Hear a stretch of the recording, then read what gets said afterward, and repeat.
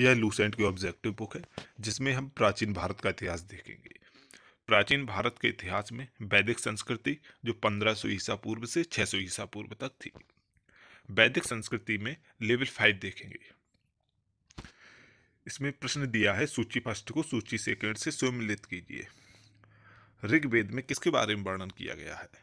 ऋग्वेद में किसके बारे में वर्णन किया गया? ऋग्वेद में स्रोत एवं प्रार्थनाओं के बारे में बताया गया है। और यजुर्वेद में स्रोत एवं कर्मकांड, सामवेद में संगीतमय स्रोत, अथर्ववेद में तंत्र मंत्र एवं वशीकरण। आपका आंसर पहला हो जाएगा। ऋग्वेद भारत की सर्वाधिक प्राचीन रचना। ऋग्वेद में ऋग का अर्थ छंदों तथा चरणों से मुक्त मंत्र होता है। ऋग्वेद मंत्रों का एक संकलन है जिन्हें यज्ञों के अवसर पर देवताओं की स्तुति के लिए होता ऋषियों द्वारा उच्चारित किया जाता था। संपूर्ण संहिता में 10 मंडल तथा 1028 सूक्त हैं। सामवेद, साम का अर्थ संगीत या गान होता है। इसमें यज्ञों के अवसर पर गाए जाने वाले मंत्रों का संग्रह है।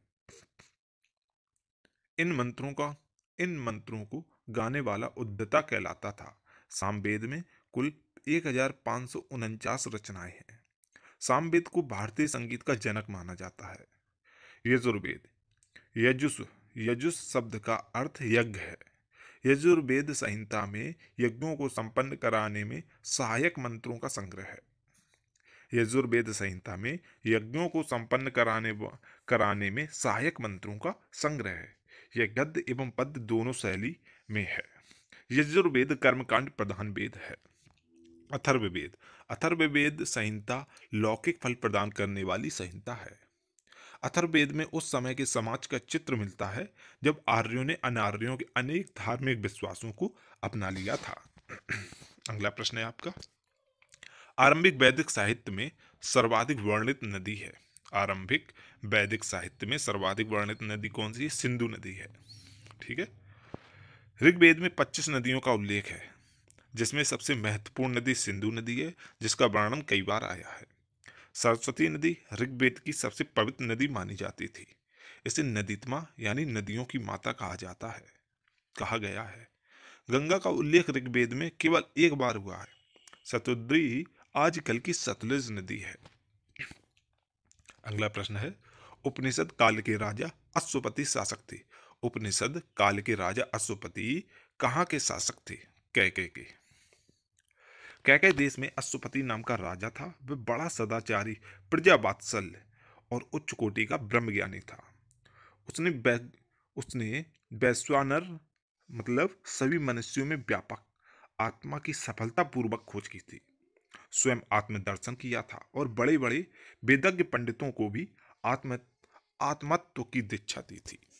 अगला प्रश्न है आपका, अध्यात्म ज्ञान के विषय में नचिकेता और यम का संवाद किस उपनिषद में प्राप्त होता है? अध्यात्म ज्ञान के विषय में नचिकेता और यम का संवाद किस उपनिषद में प्राप्त होता है? आपका ऑप्शन हो जाएगा कठोपनिषद में। नचिकेता और यमराज के बीच हुए संवाद का उल्लेख हमें कठोपनिषद में मिलता है। अगला प्रश्न है आपका, वैदिक नदी कुभा यानी कि काबुल का स्थान कहाँ निर्धारित होना चाहिए? वैदिक नदी कुभा का स्थान कहाँ निर्धारित होना चाहिए? काबुल नदी कहाँ पर है? अफगानिस्तान में। काबुल नदी एक 700 किलोमीटर लंबी नदी है जो अफगानिस्तान में हिंदू कुश पर्वतों की संगलाक श्रृंखला से शुरू होकर पाकिस्तान के अटक शहर के पास सिंधु नदी में विलय हो जाती है।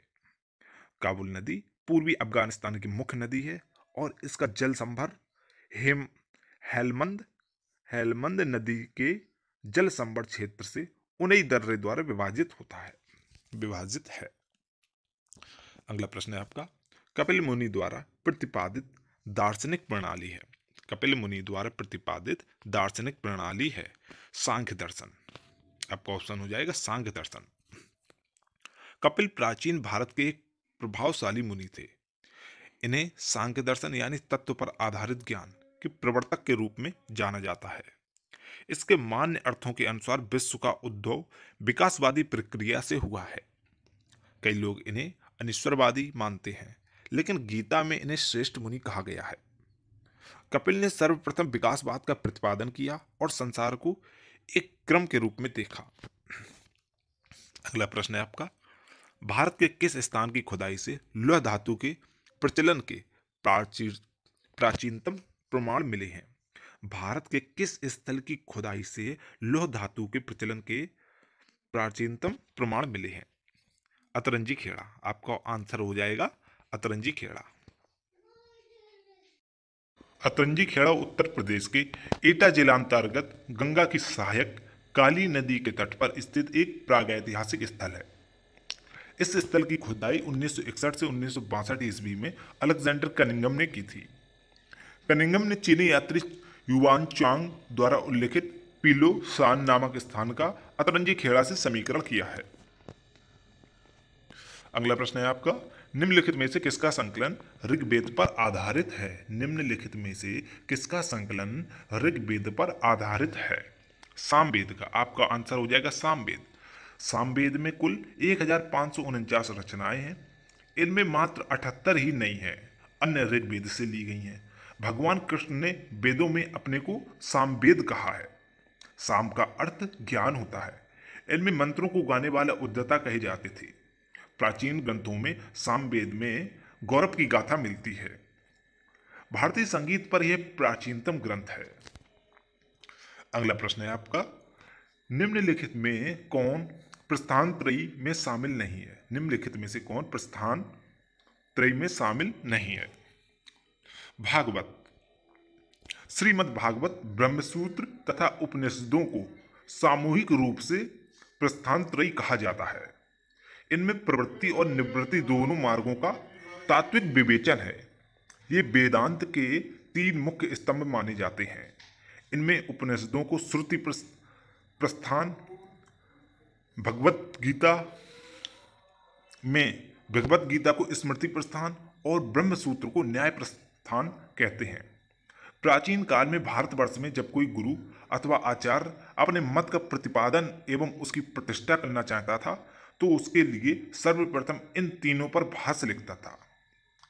निम्बकाचार्य आदि, शंकराचार्य, रामानुजाचार्य, मध्वाचार्य आदि बड़े बड़े गुरुओं ने ऐसा करके ही अपने मत का प्रतिपादन किया है। अगला प्रश्न है आपका, कर्म का सिद्धांत संबंधित है। कर्म का सिद्धांत संबंधित है मीमांसा से। कर्म का सिद्धांत मीमांसा से संबंधित है। मीमांसा दर्शन हिंदुओं के 6 दर्शनों में से एक है। इस सूत्र को पूर्व मीमांसा और वेदांत को उत्तर मीमांसा भी कहा जाता है।